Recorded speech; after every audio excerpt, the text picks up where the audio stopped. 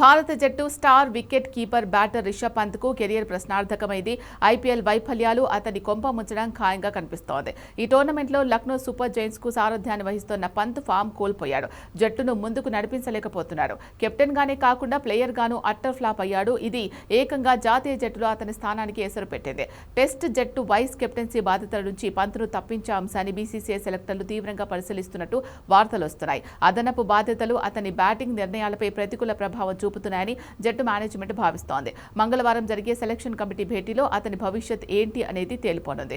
Rohit Sharma test cricket నుంచి వైదొలిగిన తర్వాత శుభ్మన్ గిల్ను ఈ ఫార్మాట్లో కెప్టెన్గా నియమించారు. అదే సమయంలో రిషబ్ పంత్కు వైస్ కెప్టెన్సీ అప్పగించారు. టీమిండియా వచ్చే నెలలో ఆఫ్ఘనిస్తాన్తో ఏకైక టెస్ట్ మ్యాచ్ ఆడాల్సి ఉంది.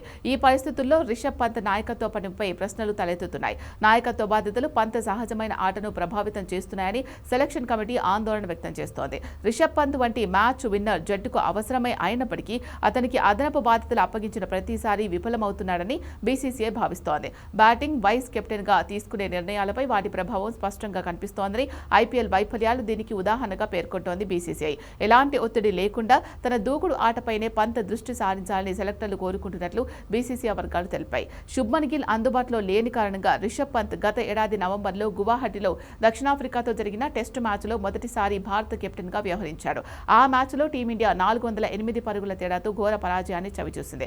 అప్పుడే రిషబ్ పంత్ కెప్టెన్సీ అతను తీసుకున్న నిర్ణయాలపై వరుసగా విమర్శలు వెల్లువెత్తాయి. 2025లో రిషబ్ పంత్ 7 టెస్టు మ్యాచ్ల్లో 629 పరుగులు సాధించాడు. ఇందులో 2 శతకాలు, 4 అర్ధ శతకాలు కూడా ఉన్నాయి.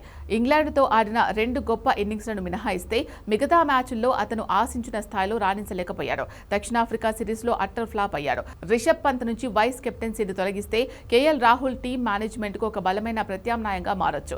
రాహుల్ గతంలో కూడా జట్టుకు కెప్టెన్గా ఉన్న అనుభవం ఉంది. టెస్టు జట్టులో అతని స్థానం దాదాపు ఖాయమైనట్లే.